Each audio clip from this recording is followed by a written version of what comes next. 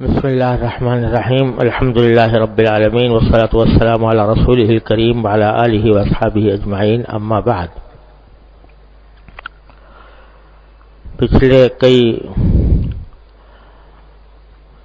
کئی مجلسوں میں اخلاص کا کچھ بیان ہوا تھا۔ حضرت والا کے ارشادات اخلاص کے بارے میں عرض کیے گئے تھے کہ اخلاص ساری عبادتوں کی روح ہے۔ اللہ تبارک و تعالیٰ اپنے فضل و کرم سے وہ عطا فرما دے تو نہ صرف یہ کہ عبادتیں اللہ تبارک و تعالیٰ کے ہاں قبول ہوتی ہیں، بلکہ جو مباح کام ہیں وہ بھی اخلاص کی برکت سے عبادت بن جاتے ہیں۔ اللہ تبارک و تعالیٰ اپنے فضل و کرم سے ہم سب کو اخلاص کی دولت سے مالا مال فرمائے۔ لیکن اللہ تعالیٰ نے بندوں کی آزمائش کے لیے ایک شیطان بھی پیدا کیا ہے، اور وہ اخلاص کے اندر خلل ڈالتا رہتا ہے مختلف طریقوں سے۔ اس کے نتیجے میں اخلاص کی جو ضد ہے وہ دکھاوا ہے، ریاکاری، نام و نمود۔ اس کے خیالات اور جذبات انسان کے دل میں پیدا کرتا رہتا ہے۔ تو حضرت والا فرماتے ہیں کہ ریا کی اصلیت یہ ہے کہ لوگوں کے دلوں میں اپنی عبادت اور عمل خیر کے ذریعے سے وقعت اور منزلت کا خواہاں ہو، یعنی دل میں جذبہ یہ ہو کہ میں جو کوئی نیک کام کر رہا ہوں یا اچھا کام کر رہا ہوں وہ لوگ دیکھیں، اور اس کے دیکھنے سے ان کے دلوں میں میری وقعت پیدا ہو کہ دیکھو کتنا اچھا اس نے کام کیا، کتنی اچھی عبادت کی، کتنا یہ سخی ہے، کتنا یہ پرہیزگار ہے، کتنا لوگوں کا خیال کرنے والا ہے۔ تو لوگوں کے دلوں میں اپنی اچھائی بٹھانے کی نیت ہو، اس نیت سے عمل کرے کوئی آدمی۔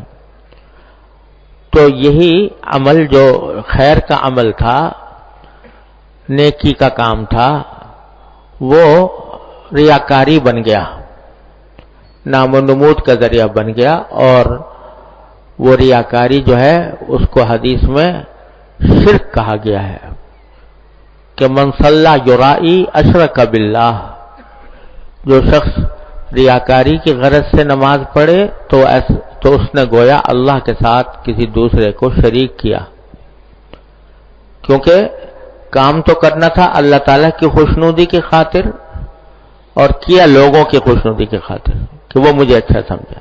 ارے وہ سمجھا کریں لوگ جو کچھ بھی، جس کے لیے کیا جا رہا ہے وہ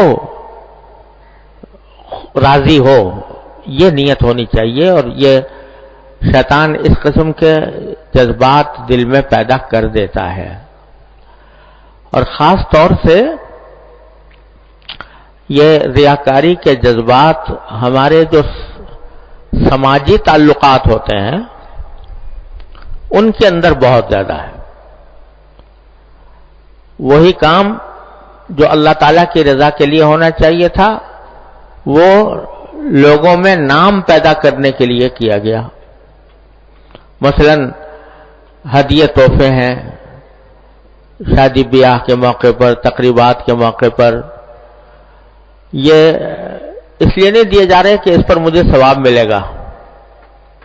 کسی کے دل میں یہ بات ہوتی ہے، ہدیہ جب شادی کے موقع پر یا تقریبات کے موقع پر کوئی ہدیہ تحفے لے کے جاتے ہیں تو کیا کسی کے دل میں یہ بات ہوتی ہے کہ حضور اقدس صلی اللہ علیہ وسلم نے ہدیہ دینے کی فضیلت بیان فرمائی ہے اور اس لیے میں دے رہا ہوں کہ اللہ تعالیٰ اس پر مجھے اجر و ثواب عطا فرمائیں گے؟ یہ نیت نہیں ہوتی۔ عام طور سے نیت یہ ہوتی ہے کہ نہ دیا تو ناک کٹ جائے گی، نہ دیا تو میں معاشرے میں منہ دکھانے کے قابل نہیں ہوں گا، اس لیے دے رہا ہوں اور بڑھ چڑھ کے دے رہا ہوں کہ نام ہو کہ بھئی فلاں نے یہ زبردست تحفہ دیا ہے، اس لیے ہوتا ہے۔ اور یہی وجہ ہے کہ اگر وہ میری تقریب میں نہ دے، ہدیہ نہ دے، تو دل میں شکایت بھی ہوگی، رنج بھی ہوگا کہ بھئی یہ تو میں نے تو اتنا دیا تھا اور اس نے تو کچھ دیا ہی نہیں۔ نتیجہ یہ کہ وہ سارا عمل جو ہے وہ عبادت نہ رہا بلکہ وہ ریاکاری بن گیا۔ ورنہ اگر اللہ کے لیے ہو تو پھر بدلے کا کوئی تصور نہیں ہوتا۔ جو کام اللہ کے لیے ہو وہ اس طرح ہوتا ہے کہ انما نطعمکم لوجہ اللہ لا نرید منکم جزاء ولا شکورا، ہم تو یہ کام کر رہے ہیں، نہ تم سے بدلہ چاہیے نہ تم سے شکریہ چاہیے، شکریہ بھی نہیں چاہیے، لہذا اگر نہ کرے وہ شکریہ بھی ادا نہ کرے تو بھی کوئی غم نہیں، اس لیے کہ میں نے تو اللہ تعالی کے لیے کیا تھا۔ اسی طرح سماجی تعلقات میں عیادت ہے کسی کی بیمار پرسی کرنا، اتنا بڑا اجر و ثواب ہے کہ بعض حدیثوں میں آتا ہے کہ جب بندہ کسی کی بیمار پرسی کے لیے جاتا ہے تو 70,000 فرشتے اس کے لیے دعا کرتے رہتے ہیں، اور ایک حدیث میں آتا ہے کہ جب تک وہ عیادت کر رہا ہوتا ہے تو وہ جنت کے باغ میں ہوتا ہے۔ اتنی بڑی فضیلت ہے، لیکن یہ کب ہے؟ جبکہ اس لیے کرے کہ یہ اللہ تعالیٰ نے میرے اوپر اس مسلمان بھائی کا حق رکھا ہے۔ لیکن اگر اس لیے ہو کہ اگر نہیں جاؤں گا تو لوگ کہیں گے کہ یہ نہیں گیا، یا اگر میں جاؤں گا تو لوگ سمجھیں گے کہ یہ بڑا حق ادا کرنے والا ہے، اپنے ملنے جلنے والوں کا حق پہچانتا ہے، یہ تو لوگوں کی خوشنودی مقصود ہو گئی، تو اس نے اس اچھی بہترین عبادت کو بیکار کر دیا، اور اس سے کوئی فائدہ نہ صرف حاصل نہیں ہوا بلکہ ریاکاری کا گناہ ہو گیا۔ ہمارے عبادتوں میں تو شاید یعنی ایسا کہ خالص دکھاوے ہی کی غرض سے آدمی نماز پڑھ رہا ہو، یہ تو شاید کم ہوتا ہوگا، لیکن جو سماجی تعلقات میں جو ہمارا طرز عمل ہے اس میں ریاکاری بہت داخل ہو گئی ہے۔ عیادت میں، لوگوں کے ساتھ ملنے جلنے میں، لوگوں کے ساتھ برتاؤ کرنے میں، اور صدقہ خیرات میں بھی یہاں تک کہ یہ بہت زیادہ داخل ہو گئی ہے کہ نام ہو جائے اس کا۔ یہ چیز جو ہے یہ اس کو انسان کو شرک تک پہنچانے والی ہے۔ تو ایک تو یہ بات ہے کہ لوگوں کی خوشنودی اور ان کے اندر اپنا نام پیدا کرنے کے لیے جو کام کیا جائے وہ ریاکاری ہوتی ہے۔ البتہ یہاں یہ سمجھنا چاہیے کہ یہ اس وقت ریاکاری ہوتی ہے جب آدمی کی نیت شروع سے یہ ہو کہ میں یہ کام نام پیدا کرنے کے لیے کر رہا ہوں۔ بعض اوقات کچھ ایسی باتیں پیدا ہو جاتی ہیں کہ اس کی وجہ سے آدمی پریشان ہو جاتا ہے کہ میں یہ ریاکاری میں شامل تو نہیں ہو گیا، تو حضرت والا نے اس کی کچھ تفصیل بیان فرمائی ہے، وہ سمجھ لینی چاہیے۔ فرمایا کہ ہمارے نیک عمل کے دیکھنے پر، یعنی جب ہم کوئی نیک عمل کر رہے ہیں اور کوئی دوسرا اس کو دیکھ رہا ہے تو اس پر جو دل خوش ہوتا ہے، اس خوشی کی 3 قسمیں ہیں۔ ایک تو طبعاً جی خوش ہوتا ہے کہ الحمدللہ اس شخص نے مجھ کو اچھی حالت میں دیکھا۔ یہ خوش ہونا ایسا ہے جیسے لذیذ کھانا کھانے سے جی خوش ہوتا ہے۔ طبیعت کا تقاضا ہے کہ اچھی شے سے خوشی ہوتی ہے، تو غرض یہ فرحت یہ طبعی آثار میں سے ہے، اس کے ازالے رفع کی قدرت نہیں، ایسے خوش ہونے میں ملامت نہیں۔ اور دوسری قسم یہ ہے کہ دوسرے کے دیکھنے سے اس لیے خوشی ہوتی ہے کہ ہمارے نیک عمل کو دیکھنے سے اس کو بھی توفیق ہوگی اور اس کا ثواب ہم کو بھی ملے گا. یہ خوشی بھی مذموم نہیں. اسی لیے آپ سے بزرگوں کا قول ہے کہ ریاء الشیخ خیر من اخلاص المرید. اور دوسرا یہ تیسری قسم یہ ہے کہ اس لیے خوشی ہو رہی ہے کہ ہماری نیک نامی ہوگی اور ہمارے لوگ معتقد زیادہ ہوں گے. یہ ریا ہے اور مذموم ہے. یہ تینوں باتیں ایسی ہیں جو ہم سب کو تقریباً پیش آتی ہیں. یعنی بعض اوقات یہ ہوتا ہے کہ اللہ تبارک و تعالیٰ کے فضل و کرم سے کسی اچھے کام کی توفیق ہو گئی.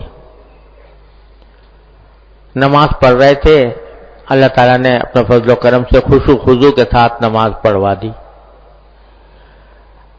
اور اسی طرح کہیں کسی مصرف خیر میں اللہ تبارک و تعالیٰ نے پیسہ خرچ کرنے کی توفیق عطا فرما دی. کوئی اچھی بات دوسرے کو سنانے کی توفیق عطا فرما دی. تو اس اچھے کام کے اوپر دل خوش ہوتا ہے بعض اوقات. تو یہ جو دل خوش ہو رہا ہے اس کو بعض اوقات لوگ سمجھتے ہیں کہ یہ جو خوشی ہو رہی ہے یہ کہیں ریاکاری تو نہیں ہے, یہ کہیں مذموم تو نہیں ہے, کوئی بری بات تو نہیں ہے. خاص طور سے اس وقت جبکہ اچھا کام کرتے ہوئے کسی دوسرے نے دیکھ لیا تو اس سے خوشی ہوتی ہے کہ بھئی ہمارا اچھا کام اس کے سامنے آ گیا, اس سے خوشی ہوتی ہے. اس سے بعض اوقات یہ شبہ ہوتا ہے کہ یہ جو ہمیں خوشی ہو رہی ہے کہ اس نے دیکھ لیا مجھے اچھا کام کرتے ہوئے, یہ ریاکاری ہو گئی. تو حضرت فرماتے ہیں کہ نہیں, کیونکہ جب کام کر رہے تھے اس وقت یہ مقصود نہیں تھا کہ کوئی دیکھے اور اس کے دیکھنے سے مجھے خوشی حاصل ہو.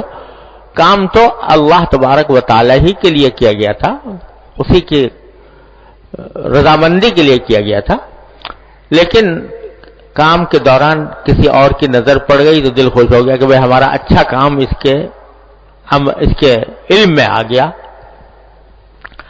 تو یہ کوئی ریاکاری نہیں, یہ ایک طبیعی بات ہے.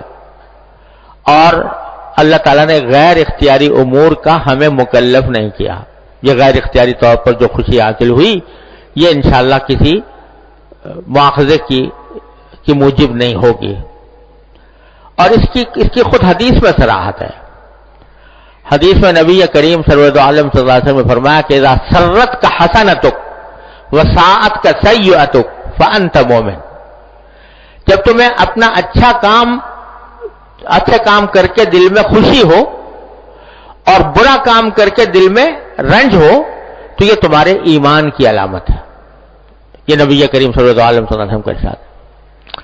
اور ایک صحابی نے ایک مرتبہ بالکل بعینی ہی یہ بات پوچھ لی نبی کریم صلی اللہ علیہ وسلم سے کہ یا رسول اللہ, بعض اوقات ہم کوئی اچھا کام کرتے ہیں اور جو ہے وہ اس کے اوپر خوشی حاصل ہوتی ہے, تو یہ کوئی بری بات تو نہیں ہے کہ خوشی اس کے اوپر ہو رہی ہے, اور خاص طور پر اگر کوئی دوسرا بھی دیکھ لے اس حالت کو. تو آپ نے فرمایا تلک عاجل بشر المؤمن, کہ یہ تو مومن کا نقد انعام ہے. یعنی اس میں کوئی خرابی کی بات نہیں, یہ مومن کا نقد انعام ہے. اللہ تعالیٰ اصل اجر تو انشاءاللہ آخرت میں عطا فرمائیں گے, لیکن نقد دنیا کے اندر یہ اللہ تعالیٰ کی طرف سے ایک نقد خوشخبری ہے جو اس کو دی جا رہی ہے کہ بھئی تمہیں خوشی ہوئی ہے تمہیں نیک کام پر, تو انشاءاللہ اس کا پر تمہیں اجر ملے گا آخرت کے اندر. تلک عاجل بشر المؤمن. تو یہ کوئی فی نفسی ہی کوئی بری بات نہیں, نہ اس کے اوپر کوئی مواخذہ ہے, نہ کوئی یہ گناہ ہے, نہ انشاءاللہ اس کے اوپر گرفت ہوگی, نہ اس کو ریاکاری میں سمجھا جائے گا. جبکہ تم نے کام اپنے اللہ کے لیے کیا تھا, بھی نظر پڑ گئی کسی دوسرے کی اور اس سے خوشی حاصل ہو گئی. لیکن کیونکہ یہ ہے معاملہ نازک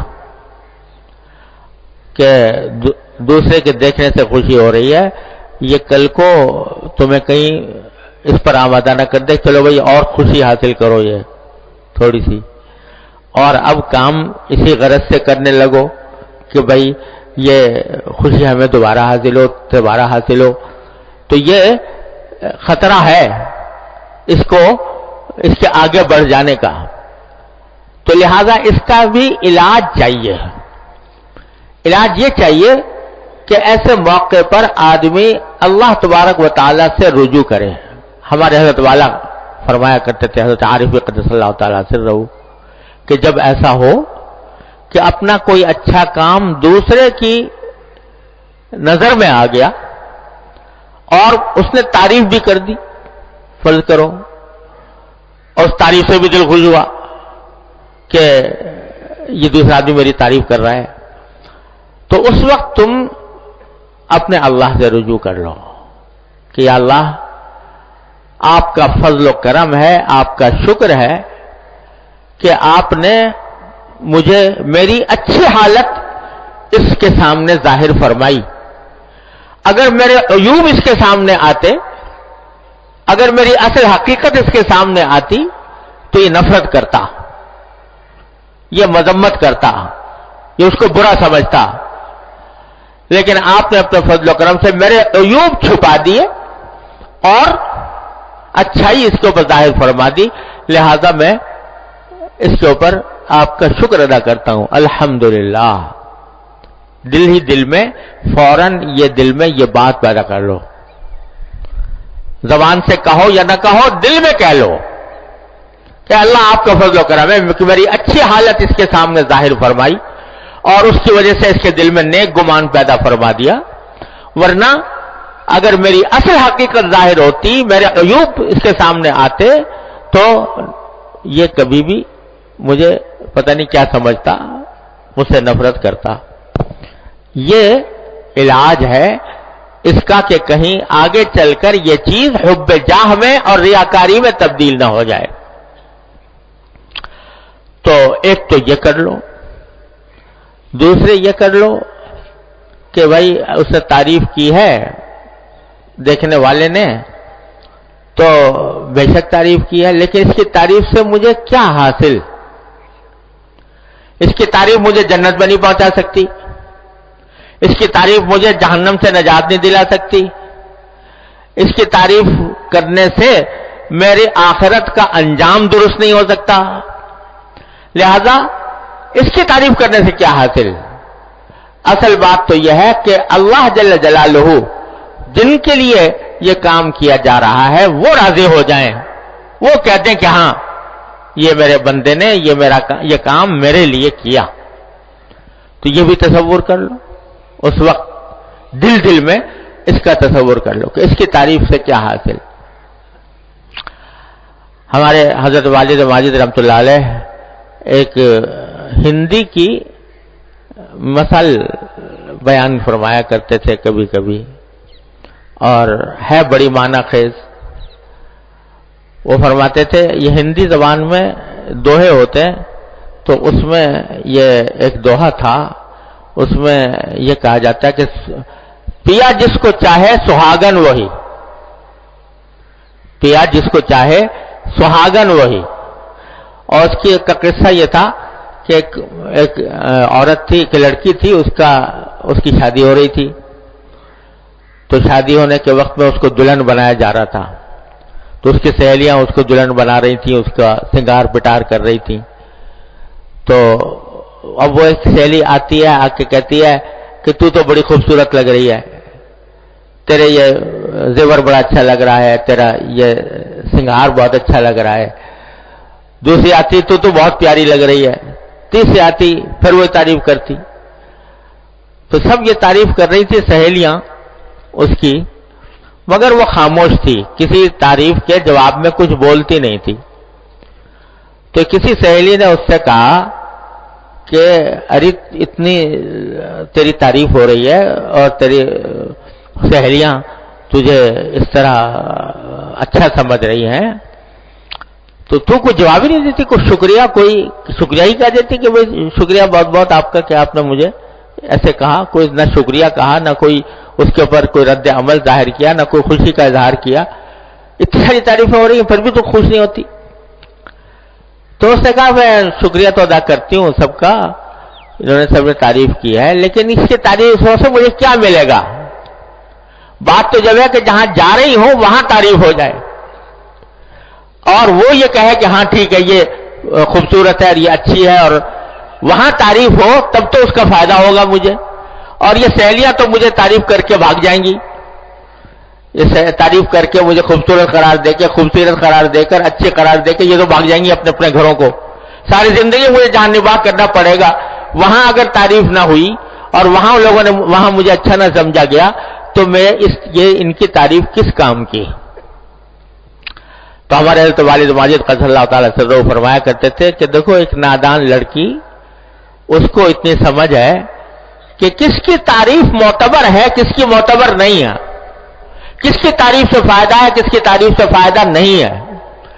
تو ہم لوگ اس دھوکے میں پڑ جاتے ہیں، اس نادان لڑکی سے زیادہ نادانی کا مظاہرہ کرتے ہیں کہ لوگوں کی تعریف کی خاطر اس سے پھول جاتے ہیں، اس کی وجہ سے بہت سے کام جو ہے وہ اس تعریف کی خاطر کرنے لگتے ہیں کہ بھئی ہماری تعریف ہو.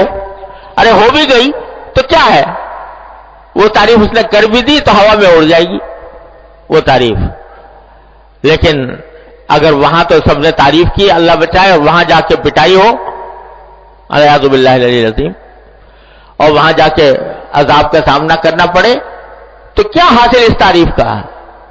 لہذا یہ بھی اس کے اللہ تعالیٰ کا شکر ادا کرو کہ اللہ تعالیٰ نے اچھا حال دوسرے کے اوپر ظاہر فرمایا، عیوب سے کی ستاری فرمائی، اور ساتھ میں یہ سوچو کہ اصل تعریف تو کسی اور کی ہے. وہاں جا کر یہ کوئی وہ کہہ دے کہ وہاں جا کر یہ تعریف ہو، یہ کہہ دے کہ فادخلی فی عبادی وادخلی جنتی یا ایتھا النفس المطمئنہ ارجعی الی ربک راضیۃ مرضیہ فادخلی فی عبادی وادخلی جنتی. وہاں کہہ دیا جائے، وہاں یہ تعریف ہو جائے تو بے شک وہ ہے کام کی چیز. یہ مخلوق کی تعریف سے کیا حاصل؟ تعریف نہ تعریف کا کچھ بھروسہ، نہ مذمت کا کوئی بھروسہ. تعریف یہ سب باتیں اللہ تعالی ہمارے دلوں میں بٹھا دے اپنی رحمت سے، تو پھر شیطان کے مقاصد جو ہوتے ہیں ان سے حفاظت ان چیزوں سے ہوتی ہے. تو اگر کوئی عبادت کی توفیق ہوئی ہے، کسی نیک کام کی توفیق ہوئی ہے اللہ تعالیٰ کے فضل و کرم سے، تو پہلے شکر ادا کرو اس توفیق پر کہ اللہ تعالیٰ نے توفیق عطا فرمائی. اس کی توفیق نہ ہوتی تو کچھ بھی نہ ہو پاتا. اور اس بات پر شکر ادا کرو کہ اچھی حالت لوگوں کے سامنے آئی ہے، اور ساتھ میں یہ سوچو کہ ان کی تعریف کا کچھ حاصل نہیں. اور ایسے موقع پر استغفار بھی کر لیا جائے کہ اللہ اگر میرے دل میں کوئی ریاکاری، نام و نمود کے جذبات پیدا ہوئے ہیں تو اللہ اپنی رحمت سے مجھے معاف بھی فرما دیجئے. رجوع اللہ، حاصل یہ کہ اس جیسے مواقع پر اگرچہ غیر اختیاری طور پر خیالات آئے ہیں، لیکن ان کو ریاکاری کا، حب جاہ کا، نام و نمود کا ذریعہ بنانے سے بچانے کے لیے یہ رجوع اللہ، اللہ تعالیٰ کی طرف رجوع کرنے کا اہتمام کرو. ہمارے حضرت والا قدس اللہ تعالیٰ سے رہو بار بار ہمیشہ اس کی تاکید فرماتے تھے، ہر معاملے میں رجوع اللہ، اللہ تعالیٰ کی طرف رجوع کرو، اللہ تعالیٰ کی طرف رجوع کرو. تو یہ مواقع خاص طور پر رجوع اللہ کے ہیں. میں نے اپنے حضرت ہی سے سنا، خود کسی کتاب میں تو نہیں دیکھا، حضرت والا ہی کی زبان سے سنا تھا کہ حضرت صدیق اکبر رضی اللہ تعالیٰ عنہ یہ فرماتے تھے کہ جو کوئی شخص کوئی اچھا کام کر کے، عبادت کر کے یہ دو لفظ کہہ دے، الحمدللہ استغفر اللہ، تو شیطان کہتا ہے کہ اس نے میری کمر توڑ دی. کیونکہ یہ جو اچھا کام کر کے اگر دل میں عجب پیدا ہونے والا ہے، دل میں بعض اوقات ایسے ہی خیال آ جاتا ہے کہ تو بڑا پہنچا ہوا آدمی ہو گیا، تو بڑا بزرگ ہو گیا، تو نے اتنا بڑا کارنامہ انجام دیا، اتنا بڑا تیر مارا، یہ خیالات دل میں آتے ہیں. تو ان خیالات کا توڑ یہ ہے کہ اللہ تعالیٰ کا شکر، یعنی میں اپنی طرف سے میں اپنی طرف سے قادر نہیں تھا، اللہ تبارک و تعالیٰ کی توفیق کے بغیر جو کچھ توفیق ہوئی وہ اللہ تعالیٰ کی طرف سے ہوئی، لہذا شکر ہے اللہ کا. اور یہ جو الٹے سیدھے خیالات آنے کا دل میں داعیہ پیدا ہو رہا ہے، یہ استغفر اللہ، اس پر میں استغفار کرتا ہوں، اللہ تعالیٰ کی پناہ مانگتا ہوں. تو خلاصہ یہ نکلا کہ اگر کوئی شخص اچھا کام کر رہا ہے، عبادت کر رہا ہے، اور اس حالت میں کوئی دوسرا اسے دیکھ لے اور طبیعت کو اس کی وجہ سے خوشی ہو، تو فی نفسی ہی یہ کوئی قابل مواخذہ نہیں. البتہ یہ کرنا چاہیے کہ اپنے کام سے کام رکھے، کیونکہ وہ دیکھ رہا ہے، لہذا اپنے آپ کو ذرا زیادہ کچھ بہتر طریقے سے عبادت کرنے والا نہ بنائے اس وقت میں. یعنی ویسے تو نماز پڑھ رہے تھے اپنے عام طریقے کے مطابق، دوسرے کی نگاہ پڑ گئی تو اب ذرا زیادہ خشوع خضوع پیدا ہو گیا، اب زیادہ لمبے رکوع کر لیے، زیادہ لمبے سجدے کر لیے، زیادہ لمبی قرات کر لی دوسرے کے دیکھنے کی وجہ سے، یہ پھر ریاکاری ہو گئی. لہذا جیسے پڑھ رہے تھے، جس طرح بھی پڑھنے کا معمول تھا اسی طرح جاری رکھو، اسی طرح اس کے اندر کوئی مزید بہتری اس وجہ سے پیدا نہ کرو کہ دوسرا دیکھ رہا ہے، بلکہ اپنے معمول کے مطابق عمل کو جاری رکھو، اس کے اندر کوئی مزید اضافہ یا بہتری پیدا کرنے کی اس وجہ سے کوشش نہ کرو کہ دوسرا دیکھ رہا ہے، وہ ریاکاری ہو جائے. اسی لیے بزرگوں نے کہا ہے کہ بھائی جو فرائض ہے نا وہ تو مسجد ہی میں جماعت کے ساتھ ادا کرنے چاہیے، وہ تو اس کی تو جماعت جو ہے ضروری ہے، جماعت کے ساتھ ادا کرنا. لیکن جو نوافل ہیں ان کو حتی الامکان آدمی کو تنہائی میں ادا کرنا چاہیے. جتنی تنہائی میں ادا کرے گا اتنا ہی انشاءاللہ اس میں اخلاص زیادہ ہوگا، کیونکہ جب مجمع کے سامنے آدمی پڑھتا ہے تو اس میں شیطان یہ خیالات ڈال ہی دیتا ہے کہیں نہ کہیں لا کے، الٹے سیدھے خیالات دل میں آ جاتے ہیں. تو اس واسطے چنانچہ نبی کریم سرور عالم صلی اللہ علیہ وسلم کا بھی معمول یہ تھا کہ اکثر و بیشتر فرائض کے بعد جو سنت نوافل ہیں وہ گھر میں پڑھا کرتے تھے. اور یہ بھی رسول کریم صلی اللہ علیہ وسلم کا ارشاد ہے کہ فرائض کے سوا باقی تمام نمازوں کا گھر میں پڑھنا افضل ہے مسجد میں پڑھنے کے مقابلے میں.